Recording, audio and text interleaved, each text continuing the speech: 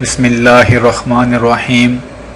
मेरे भाई और बहनों, एक रवायत का मफ़हूम है जिसमें मेरे प्यारे नबी सल्लल्लाहु अलैहि वसल्लम ने फरमाया, ऐ सहाबा, क़यामत के दिन मुझे सबसे ज़्यादा महबूब और जन्नत में मेरे सबसे ज़्यादा करीब वो होगा जिसके अखलाक सबसे अच्छे होंगे। अल्लाहु अकबर। कितनी खूबसूरत बात कि जन्नत में और जन्नत में भी आका करीम सल्लल्लाहु अलैहि वसल्लम के सबसे ज़्यादा करीब वो होगा जिसके अखलाक सबसे आला होंगे। मेरे भाई और बहनों, बेशक कोई शक नहीं कि दुनिया में सबसे मुश्किल तरीन काम अपने अखलाक अच्छे करना है।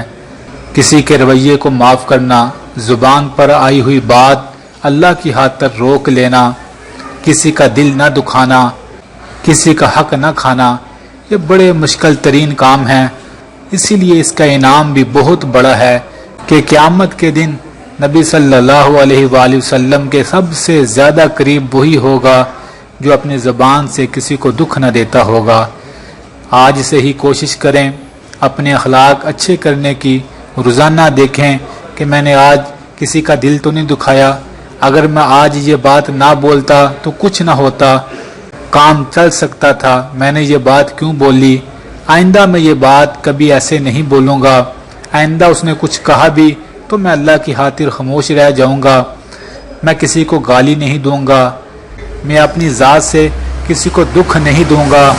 तो रोज़ाना आप देखें कि आज के दिन में मैंने कितने लोगों के दिल दुखाए, और रोज़ाना देखें कि मेरे अखलाक में बेहतरी आ रही है कि नहीं आ रही, और रोज़ाना अपने अखलाक को खूबसूरत बनाने की कोशिश करते रहें।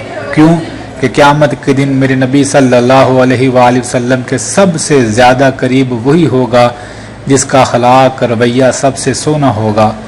तो मैं उम्मीद करता हूँ अपने सामईन से कि आज से इतना बड़ा इनाम हासिल करने के लिए रोज़ाना कोशिश करेंगे तो इंशाअल्लाह हमारी ज़ात लोगों के लिए सुख वाली ज़ात होगी, दुख वाली ज़ात नहीं होगी।